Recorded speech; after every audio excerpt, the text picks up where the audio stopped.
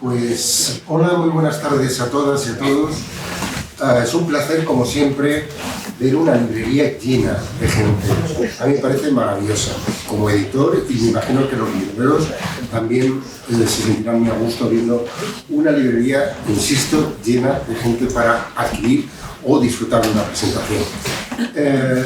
Bueno, en primer lugar quiero agradecer a la librería Desnivel que, tristemente, en mis 35 años de editor, no conocía, no sabía, y me he enterado además hoy que es la librería más antigua de Europa, lo cual me deja todavía más alucinado. Así que felicitaciones a esta fantástica librería y agradecido que nos aloje y que nos acoja esta tarde en una presentación de un libro de viajes, de un libro de un viajero, de un aventurero y de un escritor y de un periodista en el fondo también, que lo fue de alguna manera. Luego quiero agradecer también a Mariano López, que nos acompaña y que ha tenido la deferencia de tener un espacio esta tarde para acompañarnos y de disfrutar de una buena presentación. Había que hacerlo. Había que hacerlo, bueno, eso ya es... Café. Café. Y por supuesto a Isabel López, que nos conocemos desde hace relativamente poco, y que es una trayectoria curiosa porque viene por un proyecto que hicimos hace muchos años con su hermano, Miguel, y que, bueno, que ellos hicieron antes con una editorial que se llama Fundamentos, y es un libro sobre un personaje y un cantante y un músico impresionante que es Van Morrison. Con el tiempo, esa deriva hizo que conociera el siguiente proyecto, que era Imposible Vivir Así, en el que creo que algo participó también Isabel, algo, no sé si de alguna manera. La hermana, bueno, las cosas de los hermanos, ¿no? Y luego vino El Poder de las Preguntas, y ahí es cuando ya me proponen hacer la edición que tenían con Fundamentos, pero hacerla con Silex. Y ahí ya es cuando participa directamente Isabel. Y cuando aquello se acaba, aquel proyecto se acaba, me propone esta aventura. Y me parece, cuando yo lo veo, digo, primero no sabía realmente quién era Chatwell, lo recordaba de la librería Polifemo, de las cubiertas que hacía Mario Mugni, que eran muy buenas, muy estupendas, y recuerdo de ver el nombre, pero no. Un editor lee mucho, pero a veces no lee todo lo que debiera o pudiera hacer. Entonces, bueno, no conocía la figura, y cuando empiezo a investigar, a descubrir lo que hace, cómo lo hace y la manera en que vive intensamente una vida, incluso con un final triste, que bueno, lo conocéis algunos y otros lo iréis descubriendo. No estoy haciendo spoiler porque eso está en Wikipedia, quiero decir. Pero el trabajo que ha hecho Isa es muy, muy acertado. Primero, cómo está escrito. Me parece que está escrito, no sé si se puede decir, de puta madre. Sí, se puede decir. Ni una falta. No, está escrito perfecto. O sea, no. De hecho, el editor que trabaja también conmigo, que somos socios, Tony Castarnado, cuando lo leyó, disfrutó mucho, me llamó, me dijo, oye, me parece un texto fantástico. Yo, bueno, sí, sabía que me iba a hacer maravilloso. Así que todo eso hizo que lo sacáramos adelante, que quedara como ha quedado, y luego con algunas variaciones en la cubierta, tal, pero que me parece un trabajo del cual la editorial Silex, que tiene algo que ver con arqueología, porque como Chatwell también fue arqueólogo, la editorial la fundó en el 67, los años que tengo yo, o sea, desde el 67 que nací yo, la fundó mi padre cuando volvió de Egipto del primer viaje de los 5 que hubo para traer el templo del Moro. Él iba en la primera expedición de fotógrafo y él era el que fotografiaba todo lo que iba a quedar anegado por la presa Nasser, la que luego se llamó la de Asuán. Y entonces tenía una implicación bastante potente con mi trayectoria humana. Y además hacía poco sacamos un volumen muy voluminoso de Kuhn Barrock, que es uno de los arqueólogos fantasiosos, pero que a la vez también lo fue, y bueno, creíamos que era muy acertado sacar el libro en sílex. Así que yo lo único que os digo, que cuando lo leáis vais a disfrutar muchísimo, insisto, por la forma como está escrito, y luego es un libro de aventuras. En el fondo es un libro de aventuras. Es muy tintinesco en muchas cosas, y a la vez con guiños a castillos, a sitios, lugares mágicos. Me parece un volumen que lo vais a disfrutar muchísimo. Y sin más, paso la palabra a Mariana. Creo que me tengo que quitar esto y pasárselo, ¿no? Sí.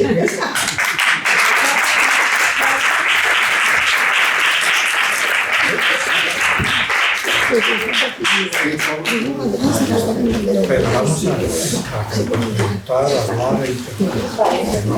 ¿Cómo hacemos? ¿O lo ves pasando? ¿Por qué? Redes sociales. Es que lo están grabando en streaming. Muy bien, muy bien. Eso le iba a decir. Tenemos que proyectarlo. Bueno, buenas tardes también. Gracias por estas palabras. Gracias Isabel, gracias a todos ustedes, por supuesto a la librería y a la editorial. Sin los editores no sería posible ver los libros y estar aquí. Es una editorial, por cierto, hasta donde yo llego, que tiene 7 premios nacionales por los libros mejor editados. O sea que un respeto absoluto por mi parte, más aún cuando hemos tenido el lujo de nos encontramos hoy con la biografía de una persona, de Chadwin, cuya vida y cuya obra entregó a la búsqueda de un secreto, de un problema que le tenía atormentado desde el principio, y es por qué existe eso que algunos poetas como Baudelaire y otros Rimbaud llamaban el horror al domicilio. ¿Por qué existe en el ser humano la necesidad de viajar? Luego tendremos ocasión, gracias Isabel, de precisar eso de viajar, porque es una palabra quizá muy amplia, y yo cuando leo a Chadwin no interpreto que se refiere a ir a un sitio, sino a moverse de un sitio para otro. ¿Por qué? Bueno, también llevaba quizá esa preocupación por una expresión que a nosotros más cerca el actor Antonio Gamero popularizó una película diciendo eso de como fuera de casa en ninguna parte. Bueno, pues en una Chadwin casi desde niño tenía esa preocupación, fue una de las motivaciones de su obra, una obra que él expresa en varios libros, no muchos, pero con libros de un talento, de una originalidad extraordinaria. Libros en los que mezcla el viaje, la antropología, la ficción. Libros que rompen un poco con la estructura de lo que hasta ahora y quizá después será los libros de viaje, aunque tiene una gran influencia. Hablando de Musnich, yo he sido director de la revista Viajar durante más de 25 años y antes de eso amigo, compañero de Javier Martínez Reverte, entonces firmaba Javier Reverte. Javier escribió El sueño de África, recordarán ustedes esa novela que es con la que inicia ese perfil de él como escritor de viajes. Recorrió un montón de editoriales y ninguna se la quiso publicar esa novela, hasta que dio con Mario Musnich, del que acabamos de hablar, y Mario Musnich, gracias a su relación con la obra de Chadwin, encontró que ese libro tenía algunas similitudes. Musnich se lo publicó, le pagó 500.000 pesetas, 3.000 euros, y cuando el éxito le vino por ese libro, Random House Mondadori le ofreció 50.000 euros por la siguiente novela. Lo digo porque veamos la magnitud del salto. Bueno, pues esa es una obra importante de alguien que también hace años tuvo un eco extraordinario en muchos medios de comunicación y que hoy vemos una biografía que ya lo ha presentado el editor, que lo ha dicho con las mejores palabras y las más precisas que se pueden decir, que el libro está de puta madre.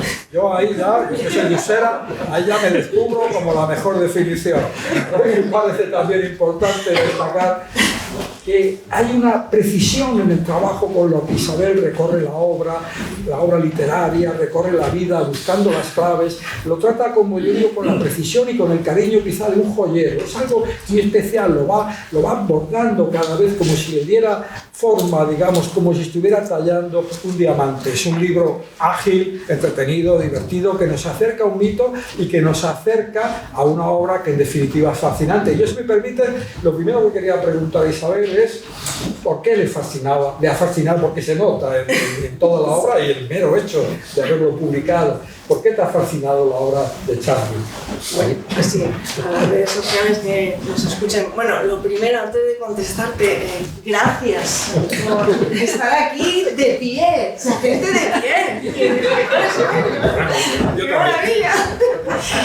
Gracias a la librería, por supuesto, que marco, ¿no? Incomparable, ¿no? Este cuadro tengo aquí detrás. Gracias por esa presentación. Seguid, yo os escucho, seguir hablando bien de mí, de mi libro, estupendo, ¿no? Gracias, Ramiro. Esa portada, además, qué éxito ha tenido. Yo creo que la belleza de este hombre, la mirada, era un tío carismático y muy guapo, muy apuesto, y yo creo que la atracción de esa portada me pareció muy bonita, y gracias por acompañarme, porque el diálogo que se va a tejer aquí entre nosotros seguro que les entretiene a todo este público maravilloso que nos acompaña hoy. Y Chadwin, pues esa es la pregunta que más me hacen, pero vamos a ver, ¿por qué Bruce Chadwin? ¿Pero quién es Bruce Chadwin? Esa es la pregunta que llevo contestando muchos años, ¿no? Y Bruce Chadwin, esta es la pregunta más difícil que me pueden hacer, porque nadie sabe muy bien quién era este hombre, y era muchas cosas. Era un personaje poliédrico, con muchísimas facetas. Podríamos decir que era viajero, que era escritor de libros de viaje. Él diría, no, yo de libros de viajes no era, yo soy novelista. Era articulista, también aventurero, podemos decir también. Sí. Pero si tengo que elegir, bueno, también víctima, eso hay que decirlo también, del SIDA, en el peor momento de la pandemia, muere con 48 años en 1989, ¿no? Un momento trágico, ¿no? Era joven y en un momento de su vida, además, de gran éxito.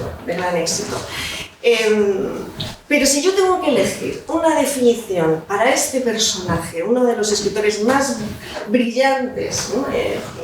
Obra escasa porque murió pronto, 5 o 6 libros, si tengo que elegir algo es narrador de historias. Ese es un contador de historias. Ese era su gran don, un don además que adquiere muy temprano. Podríamos decir que nació con él prácticamente, ¿no? Cuando él está en el colegio, en un colegio interno, en Marlborough College, pues imaginaros, ¿no? Un colegio interno británico. Él convirtió su habitación en una tienda de antigüedades y sacaba crédito de aquello. Y los anticuarios de la zona hablaron con el director del colegio para decir, por favor, este chico que tiene 12, 13 años nos está arruinando. Porque él con la palabra era capaz de contar la historia que había detrás de cada objeto y que había reunido en su habitación para sacar dinero. Y luego continuamos con la historia. Este hombre 1000 vidas ha tenido, ¿no? Empieza a trabajar muy jovencito, con 17 años, no le llegó la nota para la selectividad, la PAU que llevan ahora, y le ponen a trabajar. Y entra como mozo de cuerda para mover muebles en la casa de subastas Sotheby's, pero se convierte en muy poco tiempo en un personaje imprescindible en la firma, imprescindible. Y él teje esa leyenda también, ¿no? Se cuenta que él iba identificando lo que era falso y lo que no. Esto es auténtico, este Picasso, esto es una falsificación. Y ahí se empieza la leyenda de ese Bruce Chadwin que relato aquí, del que hablo en el libro, ¿no?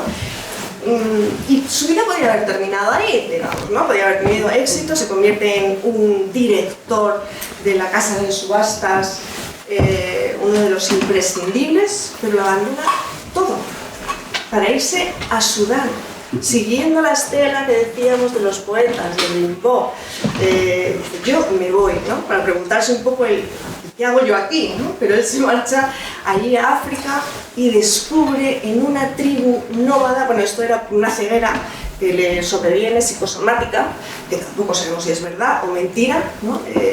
Eso es algo que tenemos también que saber sobre Chalvin, ¿no? No sabemos nunca si está contando su historia o si es verdad, ¿no? Pero bueno, yo me quedo y a mí me cautivó ese personaje, ¿no? El de la leyenda que fue tejiendo él y los que le rodeaban. Bueno, pues llega allí a África y se encuentra con una tribu nómada que le transmite ese espíritu viajero del que hablábamos, que va más allá de emprender el viaje. Él dice, es que esta gente es feliz, esta gente no tiene nada, no tiene un objeto, no tiene todo lo que en la casa de subastas yo he visto donde se relacionó con la creme de la sociedad británica y americana, y es feliz. ¿Por qué? Y ahí empieza su indagación filosófica, ¿no? Que es lo más interesante también de este hombre, de lo que podemos hablar también. Y su historia no termina ahí. Él se convierte en un gran articulista, periodista, hace unos retratos un poco basados en esa vida de Sotheby's, de catalogar, de buscar el detalle, ¿no? Se convierte en Sunday Times Magazine en una pieza también imprescindible. Vuelve a tirarlo todo por la borda, entre comillas, y se marcha a Patagonia, ¿no? ¿Por qué? ¿Por qué se marcha a Patagonia, no? Porque él lo que buscaba en realidad era mantenerse constantemente en movimiento, porque veía que ahí está la felicidad, ¿no? Podemos quedarnos con esta historia, podemos quedarnos con la realidad de que era aquí unas divergencias, como vamos, que el director, él quería ser director, parte socio de la revista y no podía ser, ¿no? Pero bueno, nos quedamos mejor, ¿no? Con la historia legendaria de me voy a Patagonia en busca del monstruo, ¿no? No, yo si me permites ahí, vamos a ver, porque como cuenta muy bien Isabel en el libro, hay un instante que a mí me parecía ya el tiempo cuando lo conocí deslumbrante, y es este colaborador en la publicación del Sunday Times, que un buen día manda un telegrama a su editor y le dice, me fui a Patagonia. Eso es maravilloso. Eso hay que reflexionar sobre eso. A ver, a mí siempre me ha parecido, uno de mis sueños en mi trabajo era dejar un post-it diciendo, me he ido a Patagonia. El sueño de todos, el sueño de todos. De hecho, me tocaba escribir en la revista eso que se llama la carta del director. Algunos lo llaman editorial, pero eso me parece muy pomposo. Yo escribí una que era, me voy a Patagonia. Y eso provocó que el consejero delegado me llamara. Y yo le dije que efectivamente andaba yo pensando que me voy. Y me voy, luego con un whisky, con dos, quizá con tres o más, pues ya eso sacaba esa desglota. Parece deslumbrante, me voy a Patagonia. Y ojo, no a un lugar concreto de Patagonia. Eso me parece también interesante.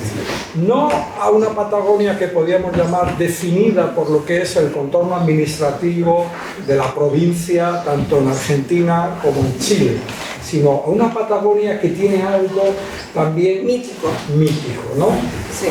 Por cierto, habéis hablado, y hay dos preguntas subidas y tal. Una, él tenía esa preocupación por ver hasta qué punto, él decía, el desasosiego del ser humano, existía esa necesidad de responder a por qué estamos mejor fuera que en el campo. Siempre en movimiento, ¿qué tal? ¿Tú crees que esa preocupación existe? ¿La podemos compartir? ¿O pertenece solo a lo que algún momento Chalvin habla de las almas viajeras? Y luego, ¿hasta qué punto habéis hablado de aventura? Pero yo creo que aventura es una palabra que apenas aparece en su obra. Mientras que otros autores, citaba yo a Reverte, cuando hablan del movimiento constante de una persona solo en lugares como Patagonia, como Australia, hablan de la aventura. Chalvin no habla de la aventura, como si la aventura fuera algo extraordinario, y él se refiere al ordinario, a la necesidad del movimiento. Sí, efectivamente, ¿no? Porque, bueno, a eso íbamos, ¿no? Él es el narrador de historias y ¿qué queremos cuando nos... Él era el personaje que tú entras en una habitación y se ilumina. Todo el mundo le rodeaba y quería escuchar esas historias, ¿no?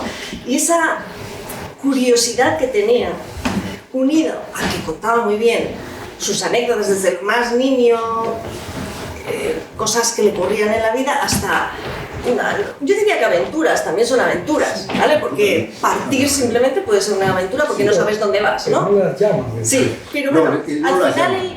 Pero es cierto que en esencia son aventuras. Son aventuras. Pero sí es más introspectivo, sí. Es una búsqueda de él, yo creo, en todo. Pero él lo que quería en realidad, y lo que descubre, yo creo que al final, ¿no? de su vida y de su obra, qué pena que nos quedamos ahí con una novela que habla del coleccionismo, de todo lo contrario, ¿no? No viajes, ¿no? Esto es lo que pasa si empiezas a coleccionar, ¿no? Ese es Wood, su último libro, ¿no? Y ahí nos deja con, ay, ¿qué hubiera dicho, no? Pero él lo que busca y lo que encuentra al final, yo creo, es la metáfora, ¿no? del viaje en toda narración, ¿no? Él dice, toda narración, todo cuento que yo te estoy narrando es un viaje, ¿no? Y eso es lo que él utiliza en su obra y en sus libros son eso, ¿no? Es una búsqueda de algo y ese es el viaje que emprende. Hay algo, y perdona, porque cuentas en el libro que como si alguno de estos viajes tuviera una relación con el viaje, digamos por antonomasia, un poco el viaje de los héroes griegos, ¿no? Ulises, Orfeo, que viajan incluso al lugar más profundo, a la búsqueda de un paraíso por un lado, o incluso a Hades y de dar ese encuentro del paraíso. Exacto. ¿Hay algo de eso? Sí, efectivamente, ¿no? Él, todos sus libros, porque este libro también es un viaje por su obra, ¿no? Porque su obra al final es el reflejo de lo que era él, ¿no? Todo lo que sabemos de él de verdad se va tejiendo a lo largo de su obra, ¿no?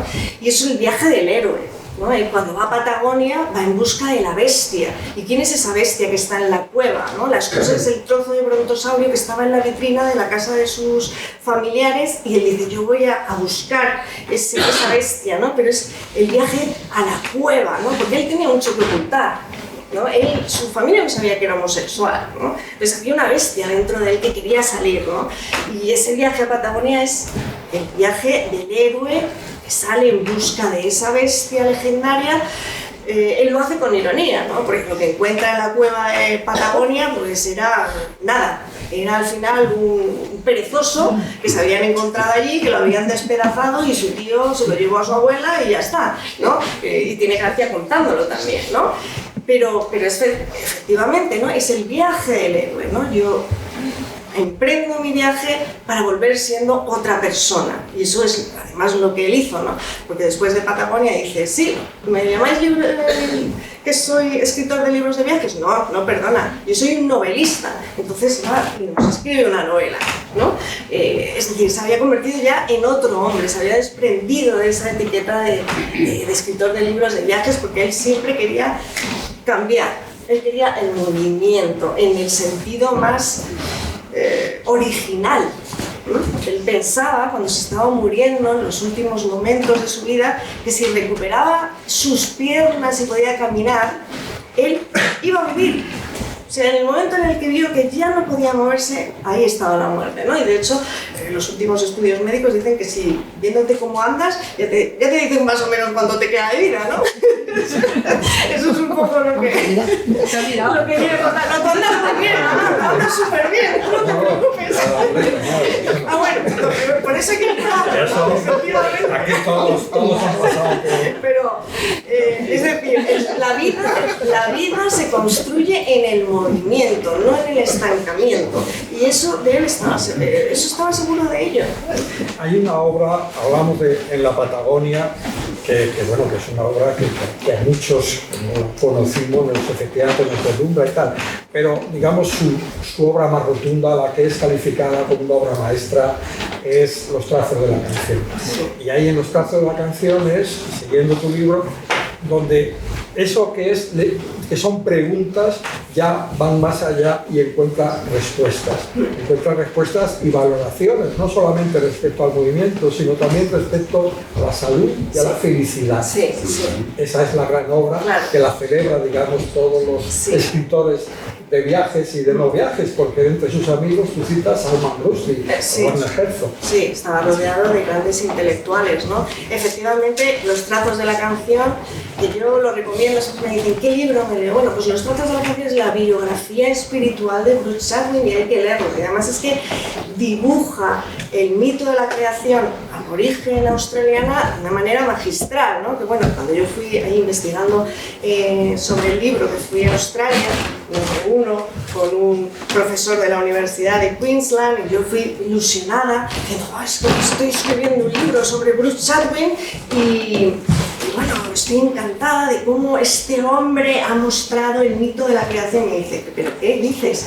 Tú que lo que tenía que haber hecho es dejar a los aborígenes que contaran su propia historia, porque de hecho es que es como pecado para ellos no pueden revelar los trazos de la canción, que es como ellos crean a través de la canción su propio territorio, ¿no? Y no pueden revelarlo, es un secreto, ¿no? Y llega Chatwin allí y dice, yo lo cuento, y además se convirtió en un bestseller, ¿no? Se convirtió en un bestseller. Pero bueno, es su biografía, ¿no? Y estaba muriendo prácticamente, por eso decide ahí volcar las notas, porque él escribía en las libretas Moleskine, probablemente conoceréis, ¿no? Se han hecho ya muy famosas, ¿no? Y las encargaba además en un sitio de París, porque él era un personaje que votaba a los laboristas, pero parecía aristocrático, ¿vale? Muy británico en ese sentido.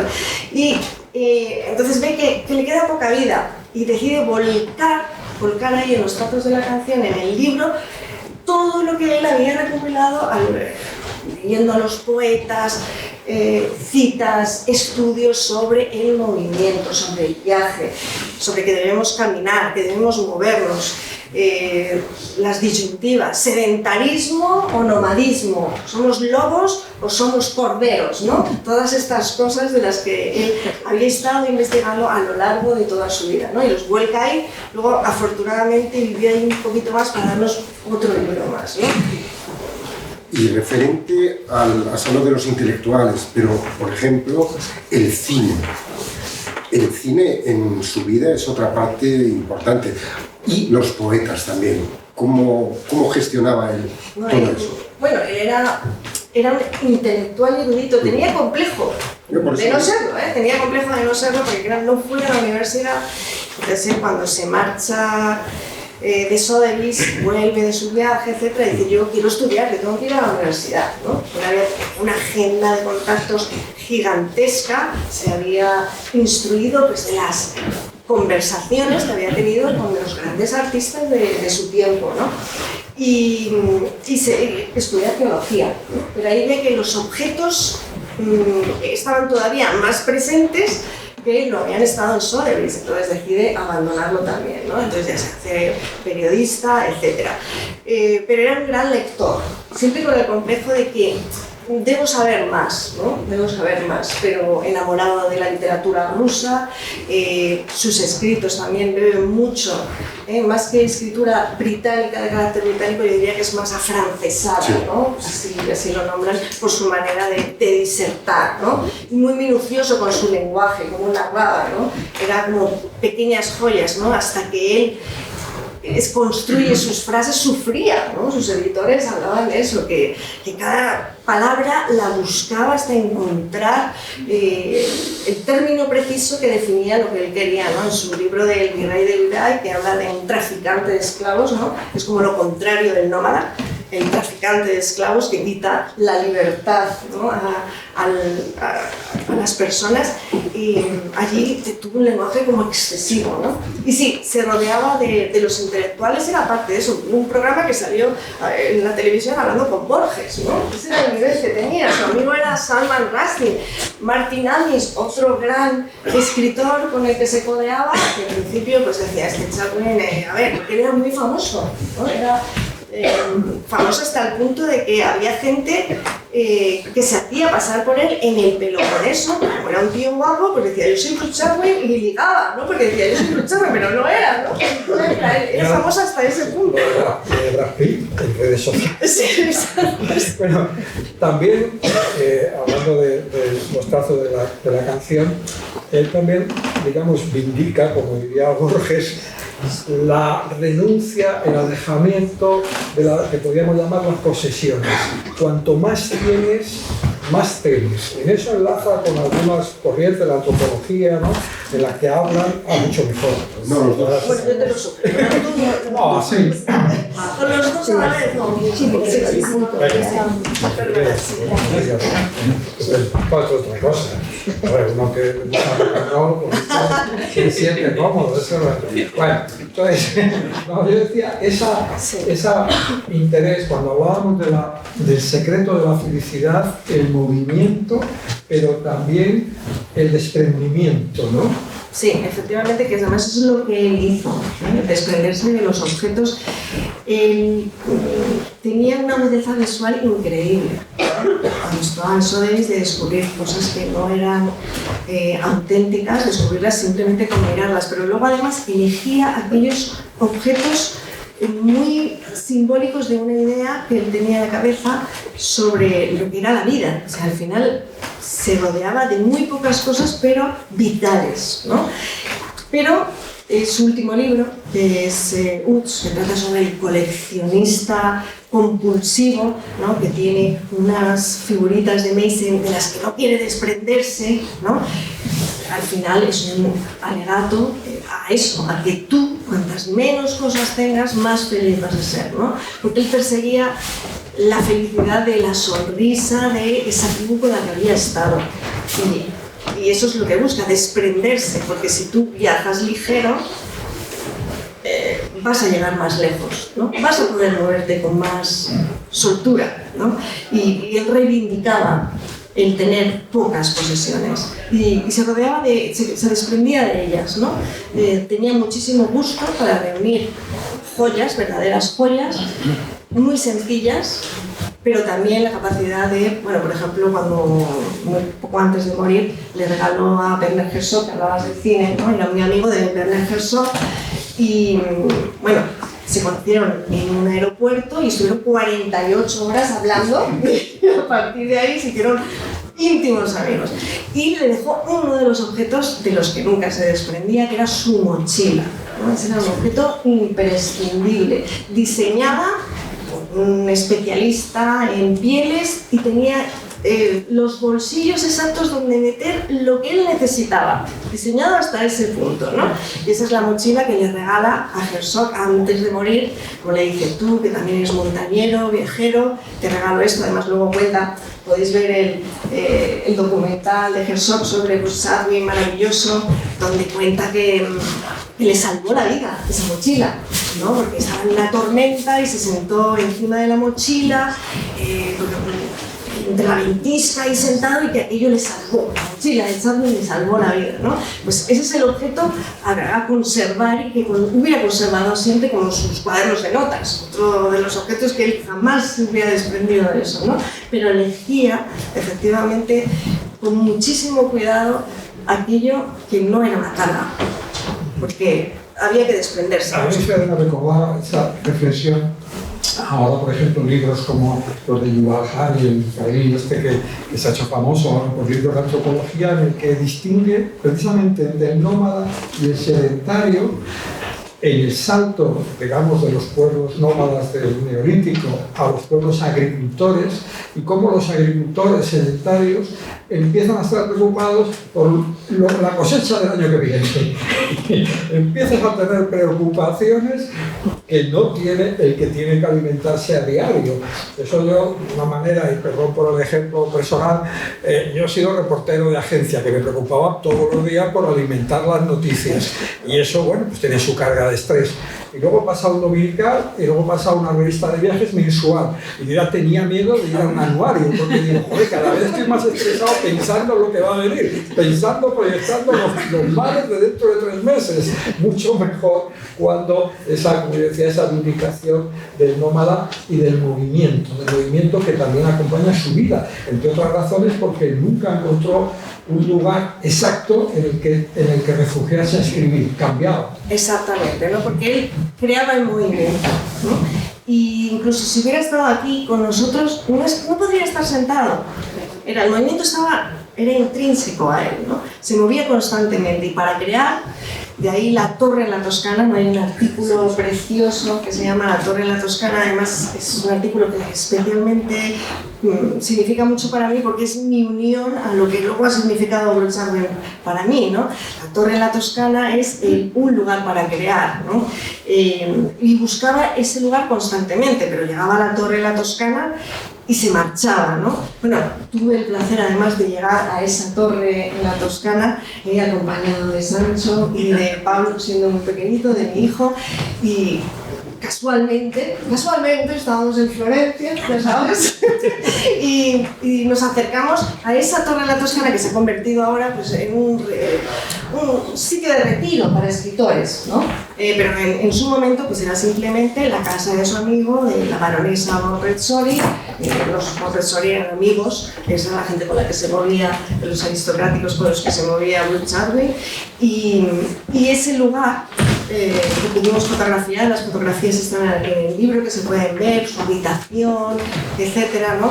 Es un lugar que dices, claro, ¿cómo no va a escribir aquí Bruchsal? Es que era un sitio ideal, ¿no? Invadía las casas de los amigos, no solo esta de la torre en la Toscana, maravilloso artículo, os invito a que lo leáis y también a través del libro, pero se iba a Grecia con Patrick Infermo también, ahí a escribir, ahí están sus cenizas, era un gran amigo suyo, y al final el último peregrinaje fue allí, y ahí esparcieron sus cenizas. Y viajaba por todo el mundo buscando ese lugar ideal.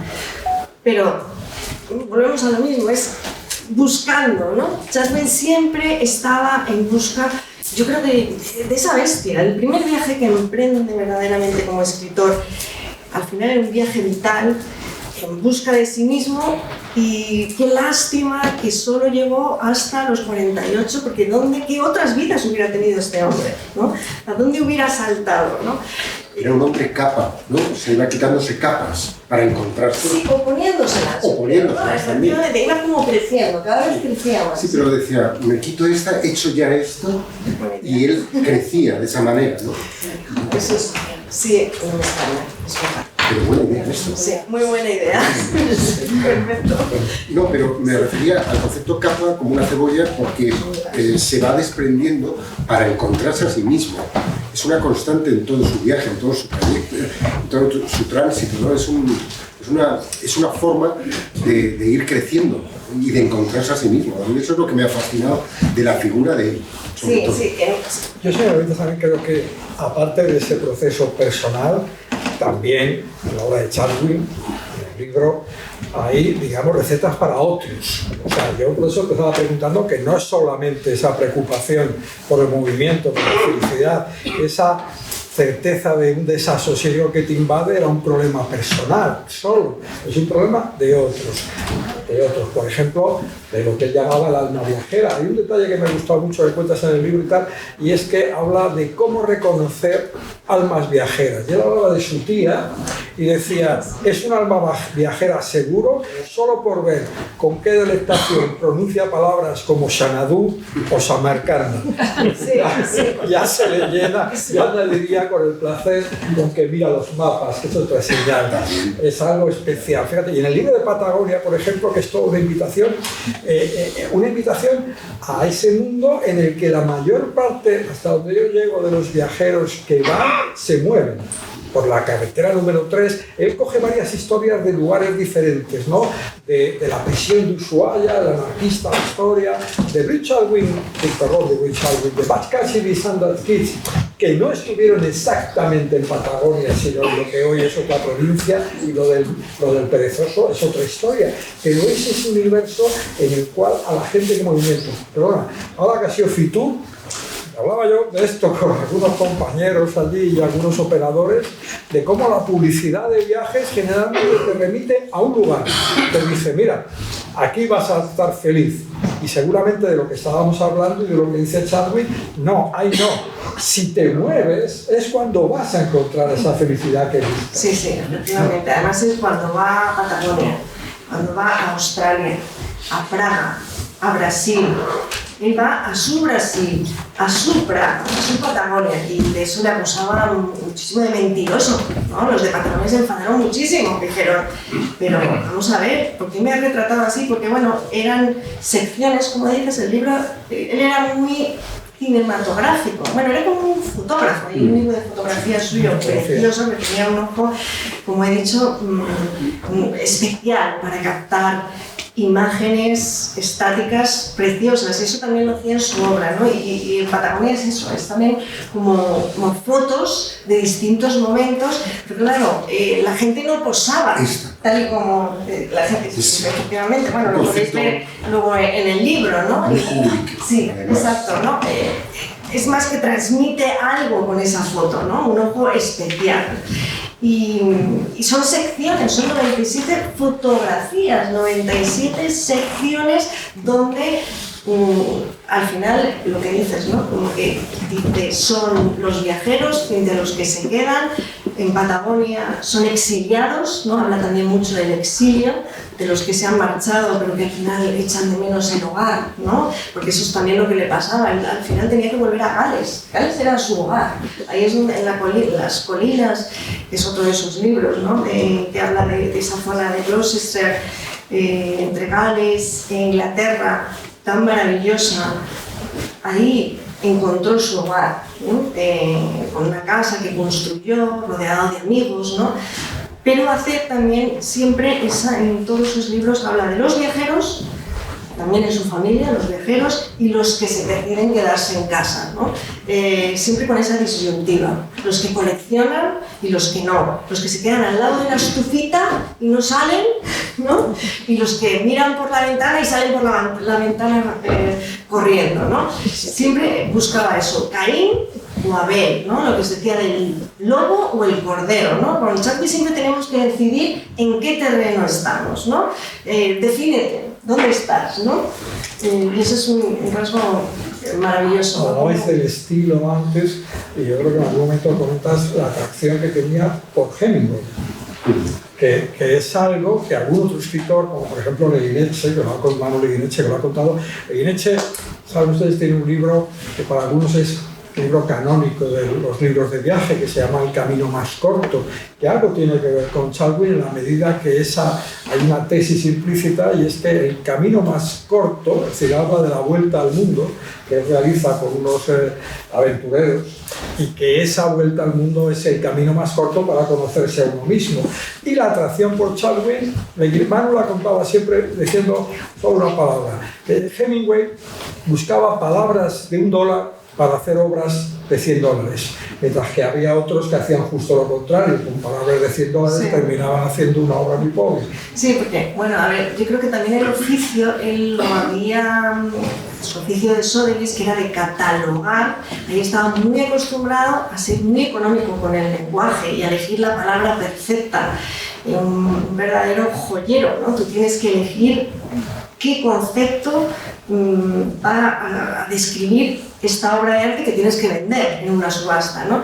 Y eso es lo que él aplica a su prosa, ¿no? Era muy preciosista, no elegía las palabras al azar, ¿no? Y eso también es lo que bebe de la literatura, de Hemingway, por supuesto, y de otros muchos, ¿no? Pero sí, es la búsqueda de lo que describa perfectamente eso, y lo hacía también con las fotografías que dejó, ¿no? Él ponía el ojo en cosas que hay unas fotos de tribus, de estaciones solitarias, ¿no? Y de colores, ¿no? Era otra cosa que le obsesionaba muchísimo, los colores. Podía estar hablando del color rojo horas y horas, ¿no? Porque hablaba de la revolución, porque el rojo es el color de la revolución, y podía estar días hablando de ello, ¿no? Había ciertos temas que le obsesionaban y con los que él se enredaba y siempre exactamente buscando la palabra perfecta que definiera, ¿no? El concepto que él quería desarrollar. ¿Y creéis, fíjate los dos, que esta figura, que esta preocupación, que esta literatura tiene hoy validez? Porque, fíjate, han pasado muchos años hasta que se publicara la primera biografía de Chalwin en español, ¿no? Y para muchas personas, sobre todo jóvenes, Chadwick puede ser alguien que no tiene una relación como la que hemos tenido otros, que hace años, bueno, nos llegaba ese impacto de Chadwick. ¿Creéis que tiene validez, digamos, que también puede germinar esa fascinación por el personaje hoy? Pues yo creo que sí, y además es que es muy necesario porque plantea cuestiones, ¿no? Yo creo que lo que necesitamos es recuperar esa curiosidad, ¿no? Tenemos tanta información, disponemos de tanto que podemos leer, que al final no sabemos nada y no tenemos curiosidad por otras cosas, ¿no? Y él alimentaba las preguntas, ¿no? Al final lo que se hacía eran preguntas. Como era muy charlatán, muy buen conversador, hilaba los temas y creaba y disertaba sobre ellos, ¿no? Pero esa curiosidad, eso, el preguntarse el por qué, ¿no? Su gran pregunta es ¿por qué el hombre viaja en lugar de quedarse en casa? Y eso le lleva a construir una obra magnífica que haya quedado en la historia de la literatura. Lógicamente sí, pero este es para entrar perfectamente en el mundo Chadwick. Este libro es el canal directo para que un adolescente o alguien o adolescente que se meta dentro de Chadwick puede entrar perfectamente por este libro. Y luego sus lecturas. Yo creo que sí, estoy convencido de ello. Por eso hemos publicado el libro. Sí, los jóvenes son la esperanza. Lo digo muy en serio, o sea, creo sinceramente que este tipo de libros, por cierto, el otro día tú, Nifema, seguro que hablabas de este libro. Comentaste algo de Chadwick y volvió a salir. Son mecánicas que yo llamo celestes, que hacen que funcionen y que un chaval o una persona adulta pueda acercarse de una manera más certera, porque le da pautas para seguir toda su trayectoria literaria. Y eso me parece muy interesante. Por eso este libro es necesario, absoluto. No, y luego, por lo que decía de las preguntas, que Chadwick no es solo una persona, no es solo una vida, ¿no? No es solo un libro, cada libro es un mundo en sí mismo, un viaje también. Cada uno de ellos es un viaje distinto a lugares más o menos exóticos, ¿no? Porque puedes viajar a Gales, o puedes Praga, o Patagonia, pero son las preguntas que él plantea en cada uno de esos libros los que al final te hacen viajar, ¿no? Y que la conclusión, ¿no?, de la que hablábamos, de que el corazón de toda narración está el viaje, ¿no? Cuando nosotros estáis aquí porque queréis escuchar historias, ¿no? Si no, no hubierais venido a esta presentación, ¿no? Todos queremos escuchar historias. ¿Por qué? Porque todos queremos viajar, todos queremos emprender un viaje. Es decir, tenemos a alguien que os las cuenta bien como Chadwick. Y este tipo de fotografías, que no sé si llegáis a ver, pero me parecen que también son narraciones. Sí. Esta es una foto además que hizo él porque era en su época de articulista, pues, María Reiche, que investigaba las líneas Nazca, y fue a verla y hace esta foto que está hecha de espaldas. Es una foto impresionante, pero es bueno, un poco lo mismo que le había pasado con Madame Millonette, ¿no?, la diseñadora, que él construye su idea de por qué ha ido a Patagonia a través de esta mujer, ¿no? Porque era nonagenaria, va a hacerle la entrevista y esta mujer le dice: ¿te está buscando el mapa de Patagonia? Sí, es que tú tienes que ir ahí, yo no puedo, yo tengo 90 años, ¿no? Pues con María Reiche es un poco esa imagen de buscar la espalda de la mujer a la que estás entrevistando y de la que vas a escribir un artículo. Es decir, una perspectiva sobre alguien magnífica, que se ve en la foto, pero que también se ve en cada uno de sus artículos, ¿no? Porque era un gran periodista, ¿no? Igual que había elegido muy bien los objetos que le rodeaban en su casa y que luego, tristemente, pues tuvo que ir desprendiéndose de ellos cuando se estaba muriendo, que eran muy poquitos, que los había elegido muy cuidadosamente, pues también elegía muy cuidadosamente los temas sobre los que escribía y estas mujeres sobre las que eligió escribir. Hay otro elemento que me gustaría que lo comentara, y es que dentro de ese interés por el viaje, por la simplicidad, por el desprendimiento, de alguna manera también le lleva al desierto. La palabra que no hemos comentado, el desierto, que le parece que es uno de los lugares por excelencia del viajero. Sí, el desierto patagónico, ¿no? Que es un desierto como muy... No es el desierto de las películas de las dunas, ¿no? de Téssiger, ¿no? Cuando pensamos en Téssiger hablamos de ese maravilloso, ¿no? De Lorenz de Arabia, ¿no? Esa es la imagen que tenemos del desierto, pero el patagónico no. El patagónico es de este que te pincha, sí que te vas a encontrar cosas que te van a hacer daño, ¿no? Pero es ahí donde, bueno, cuando se está investigando sobre Patagonia, porque era un gran lector, ¿no? Leía todo tipo de literatura para hablarlo y luego volcarlo en sus libros, era un gran lector, era muy erudito en ese sentido. Y entonces allí en uno de esos libros que lee de Hudson le dice, es que el desierto patagónico es algo que es tan árido que puedes crear cualquier cosa. Bueno, de hecho es que allí fueron los galeses y construyeron sus comunidades, ¿no? Tomaban el té allí, imagínate, en Patagonia, en un desierto espantoso. Los españoles que fracasaron, sí, esa península Valdés lleva el nombre de un español que quiso hacer ahí una colonia y no salió bien. Los galeses fueron a Península Valdés, pero les pareció que aquello tenía un horror y digamos anclaron más abajo que había agua y había un pastor vasco que vivía solo y que fue un poco el que crea el camino que había desde la Península Valdés para sus ovejas hacia lo que es hoy Puerto Madryn.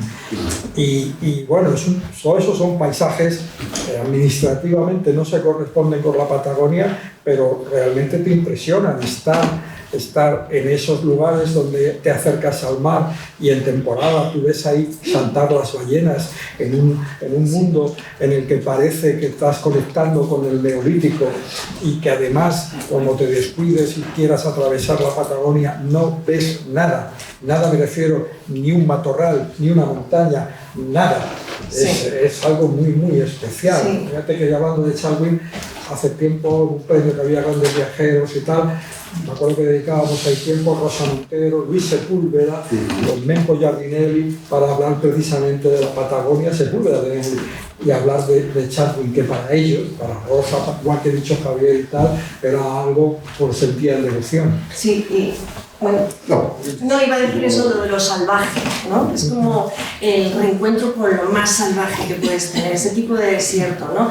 Y por Madryn, que además aparece en el libro de Patagonia, ¿no? Porque hay una escultura ahí donde él lo que reivindica un poco ahí es conservar lo salvaje, pero en el buen sentido, ¿no? Porque ha llegado ahí la civilización para echar a los nativos y acabar con ellos, ¿no? Que es lo mismo también que habla en los trazos de la canción, ¿no? Como al final los aborígenes han acabado forizados totalmente y en reservas y están perdiendo su cultura. Él defiende también eso, ¿no? Conservar lo salvaje en ese sentido, que se les deje, ¿no? Aunque luego se le ha criticado porque, bueno, pues al final él lo que está haciendo es extendiendo un poco el conocimiento de esas culturas, ¿no? Lo que hay que hacer es que esas culturas se reivindiquen a sí mismas, ¿no? Lo que venga un británico a hablar de ellas. Pero, bueno, yo me quedo con ese Chalwin que también defendía que se conservaran, ¿no? Esas tribus. Después de todo esto, a uno lo que le entran, según salgamos, llevarse el libro, por supuesto, y irnos a la Patagonia, o irnos a algún sitio así. O sea, el libro te incita a ello, y yo creo que la conversación que hemos tenido también. Así que, si queréis alguna pregunta, no sé si se pueden hacer preguntas, si alguien del público, alguien de las redes sociales. Este es el momento. Yo mismo. Como decía Woody Allen. Ahora o nunca. Yo mismo. Bueno, enhorabuena. Me gustó mucho toda la parte de movimiento que hablaron, que realmente fue magnífico, ¿no? Y bueno, yo encuentro un poco una contradicción en todo eso, ¿no? No en ustedes particularmente la forma que lo describieron, que lo vivieron de forma magnífica, sino la contradicción en sí en la vida, ¿no? Por un lado, nos sentimos muchas ganas de movernos, por ejemplo, de viajar, ¿no? Y demás. Pero hay gente que no quiere viajar, hay gente que se quiere quedar en su casa, hay gente que le viene una dana encima y se va a quedar ahí. No van a salir tal vez no importa, Eso va a pasar seguramente, ¿no? Y por otro lado, el movimiento es una clave. Yo creo que desde el punto de vista físico, ya creo que todos tenemos conocimiento de que es una clave y nos tenemos que mover. La doctora Aslan, austríaca, que murió ya hace unos cuantos años. Rumana. Rumana. Gracias por repetir. lo que hace los años. Decía bueno, perfecto. Decía la inactividad es la mitad de la muerte. Y acá lo tenemos a este genio de Soria, que dice que si te duele algo, mueve lo que no te duela. Entonces, eso es claro, por lo menos para la parte física. No sé si para la parte espiritual, ¿no? Pero por otro lado, creo que en algún momento hablaste de lengua también. Nosotros tenemos algo que se llama economía articular, ¿no? Nos resulta más fácil decir pescado que pescado, o para qué que para qué. Hacemos economía con eso. Y el león, al que nos parecemos bastante en muchas cosas, no se come al búfalo más fuerte, se come al más débil o al enfermo. Entonces, ¿qué hacemos? Movernos, tenemos que movernos. ¿Cómo hacemos para tener ganas de movernos? La curiosidad, ¿no? Yo creo que tenemos que tener curiosidad. Si tú tienes curiosidad, si tú quieres mirar por la ventana, al final terminas saliendo por la puerta para ver lo que hay ahí al otro lado, ¿no? Yo creo que eso es fundamental. Has hablado de la palabra, ¿no? Esto lo nombraba Chatwin también. El origen de la prosodia, que lo decía Mandelstam, era caminar. Y cuando caminamos se nos ocurren ideas. ¿No? Yo creo que eso lo hemos experimentado todos, ¿no? ¿Cuándo surgen las ideas? Cuando estamos sentados delante del ordenador, no, fuera ordenador, fuera no. Lo que hay que hacer es caminar, ¿no? Lo que tenemos que hacer es salir. Nietzsche decía que desconfía de cualquier idea que hayas tenido bajo techo. O sea que sí, la salud está en el movimiento. Bueno, y aquí una anécdota casera, ¿no? Pues mi hija que está con muletas, que la podéis ver aquí en la primera fila, y nos contó el médico que es fundamental que camine aunque le duela, porque los niños crecen moviéndose. Y si tú no mueves las articulaciones, los niños no van a crecer. Entonces es fundamental, hasta ese punto. Muchas veces pensamos que si movemos algo se va a gastar, y en muchos casos es al revés, ¿no? Sí, pues no se va a gastar de todas. Miguel, ¿no? Bueno, no, enhorabuena, Isabel, ha sido un viaje auténtico el sacar adelante este libro, así que enhorabuena también a Siles y muchísimas gracias a Mariano. Y la pregunta es para ti. Un escritor con esta sensibilidad, con esta creatividad, ¿es bueno para la escritura? La verdad está sobrevalorada. ¿Es algo un coto cerrado para el periodismo? ¿Es periodismo, es literatura? Cuando los escritores hablan de Isabel, de Chatwin, tú como periodista... pero que sí es un... Que sí. Te pregunto si esa creatividad que tenía Chatwin es buena o no es buena en esa dicotomía que decía antes Isabel, para la creación no literaria, la creación de la escritura. Yo creo que la creatividad y la curiosidad son buenas en sí y en cualquier obra y en cualquier momento. Yo he escuchado a autores con los que he tenido mucha amistad, el caso de Reverte, el caso de Manu y otros, que Rosa Montero, y algunos otros a los que admiro profundamente y he escuchado, y todos hablaban un poco de lo mismo y de lo que acabas de decir. Su motivación era la curiosidad. Y luego la creatividad, Celan decía que te venía según estabas escribiendo sobre la creatividad. ¿Creatividad cómo? En buscar, como hacía Chatwin, la manera mejor de narrar una historia. Eso es algo que yo creo que a todo escritor es algo que le preocupa, que hasta le tortura. ¿Cómo puedo contar yo esto de la mejor manera? Que sea la manera eficaz, que me enamore a mí cuando lo estoy escribiendo y que se transmita a otros. Y yo creo que eso, el periodismo es otra cosa. El periodismo es otra cosa. Pero para la literatura y acercarse a la narración, ¿no? La narrativa. Efectivamente, sí, yo también estoy de acuerdo, que Chatwin buscaba su verdad y algunos le acusaban de buscar su verdad, ¿no? Que eso no es Patagonia, eso no es Australia, pero hoy en día todo lo que más valorado está en las redes, ¿no? Precisamente es yo, ¿no? Y, bueno, pues fue precursor un poco de eso, hablar de su verdad, de su viaje y de los países que él había visitado. Pero lo hacía muy bien. Bien hecho, efectivamente. Eso no No es como ahora, ¿eh? Eso ya es otro tema, melón. se puede hablar, exactamente. No sé si siempre está... ¿Hay alguien más que quiera hacer alguna pregunta? Puedo hacer una muy breve. Venga. Habéis contado mucho las relaciones intelectuales, eruditas, profesionales de este señor. ¿Y las personales?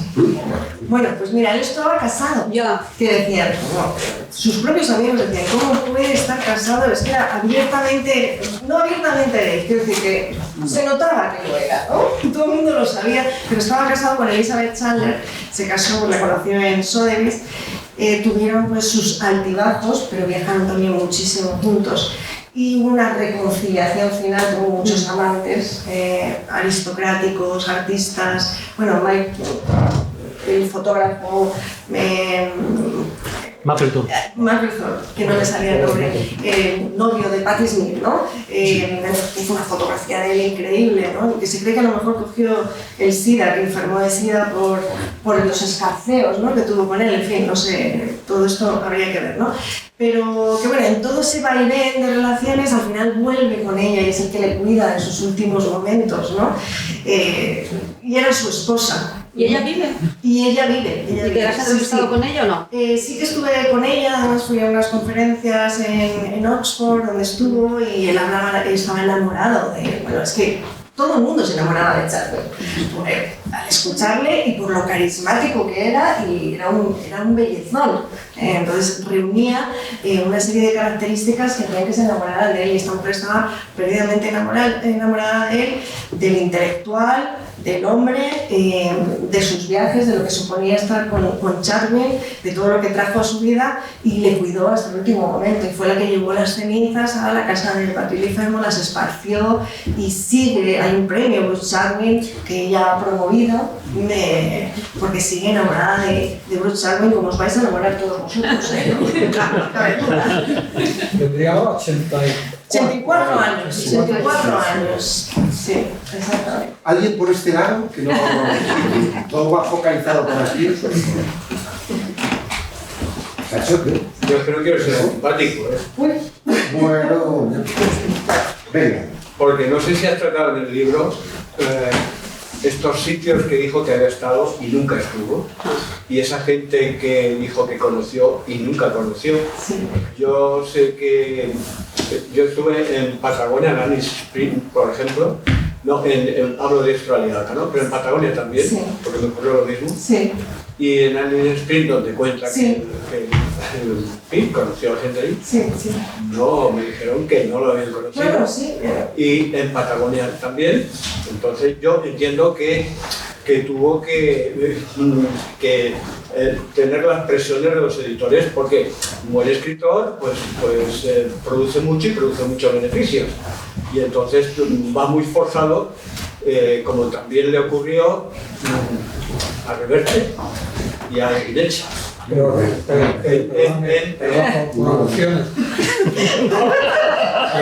Yo soy aquí que Reverte no viajó a algún sitio, no tomó... No me mira, no, yo es amigo mío, yo he estado con él mucho tiempo. Yo sí puedo hablar de eso en particular. Y no, vamos a ver. Primero, Reverte iba a empresario. Reverte viajaba a todos los sitios que contaba con la motivación que tenía, era literaria.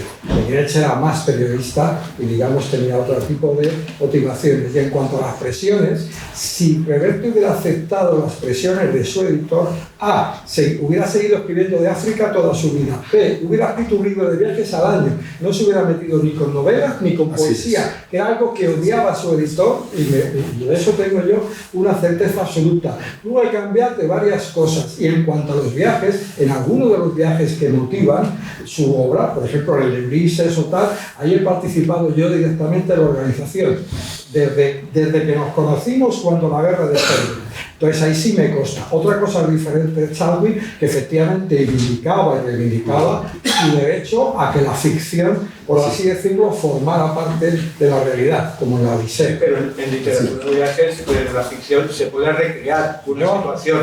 Pero si yo no discuto la teoría, pero sí discuto que Reverte viajara a los sitios. No, y lo de Reverte yo tengo otros testimonios. Yo te digo que yo fui amigo personal, casi cotidiano. Y yo soy amigo de los testimonios. y del camino más corto, que efectivamente tiene los recursos para hacer un buen libro de viajes, y efectivamente ves, también hay cosas que... Por eso él decía que no era escritor de libros de viajes, ¿no? Por eso él se quitó esa etiqueta, ¿no? Futsal, ¿no? Porque él sabía, en el fondo, que mentía. Perdón, que en cuanto a lo de canónico que he dicho yo, del camino más corto, no lo digo yo. Eric Rodríguez, el corresponsal del país en Roma, en Buenos Aires, uno de los grandes, además, escritores que tenemos ahora y que sigue escribiendo, es el que dijo que era un libro canónico. Y es el que circula, y no solamente eso, sino en la reedición que hizo Ediciones B mucho tiempo después. También Sí, lo tengo, ¿eh? Y la famosa frase, sobre si hizo frase de para conocerse a sí mismo, el camino más corto es dar la vuelta al mundo, no es de Leguineche, ¿no sabes? Eso, perdona, que no lo he dicho solo Leguineche la cita. Es la cita del por libro. supuesto, pero bueno, es una cosa, digamos, un poco... que muchas veces... Ay, me disculpe. Estamos hablando de otra cosa. Estamos hablando de otra cosa. Ahora mismo que yo aquí soy de sangre caliente. Cuidado, no lo sabes. Bueno, como hemos venido a hablar de su libro, decía, ¿a qué hemos venido, no? Hablar de Charlie y luego de Leguineche, pues en otra ocasión, en fin. Eso, sí. Vamos a ser sensatos. Bueno, lo que ¿Estás llamando sensato o cómo? Venga, volvamos a Charlie. Sí, mucho mejor. ¿Hay otra pregunta? No, es que no nos quedémonos con algo alegre, ¿no? ¿Hay por ese lado? Mira, Manuel, sí. Venga. Una pregunta por contaros. Aquí que se habla del viajero en movimiento, ¿no? Pero ¿cómo interpreto que el movimiento sea el viajar obligatoriamente, ¿no? Es decir, No solamente el viaje, efectivamente, que era lo que estábamos hablando. Él es que analizó el asunto hasta el extremo. Pues hablando de dónde estaba el movimiento en la propia manera de escribir, ¿no? Él se obsesionaba con las ideas y cuando hablaba del movimiento era en un sentido amplio, no solo el viaje. Efectivamente, cuando uno viaja es cuando está verdaderamente en movimiento porque te trasladas, tu cuerpo se traslada, pero el movimiento puede estar en todo lo cotidiano. Él escribía, por ejemplo, en Patagonia, recuerda a su editora, escribiendo, dando paseos por la habitación de acá para allá. Pues eso también era movimiento, no era solo el viaje. El viaje, digamos, que es como lo que simboliza ese deseo de movernos constantemente. Y los viajes no tienen por qué ser lejanos tampoco. Había una señora por aquí encantadora que nos hablaba, hemos estado hablando antes de, no sé si habrá marchado ya, que hablábamos con ella de los viajes, que si Hong Kong, China, pero es que no hace falta irse lejos, ¿no? Es que en Cádiz, ¿no? Hemos terminado hablando de Cádiz porque hay ahí unos sitios increíbles, ¿no? Y eso es un viaje. O nos vamos ahora a tomar una caña allá, ¿vale? Que es Atocha 45, no sé, por acá, no sé qué, y ese es un viaje también, ¿no? Es decir, el movimiento y el viaje está también en las pequeñas cosas. Y Charmin hablaba de eso. No del gran viaje a Patagonia, que lo hizo, lo contó y lo narró y hizo bestsellers, ¿no? Pero hablaba del movimiento en general.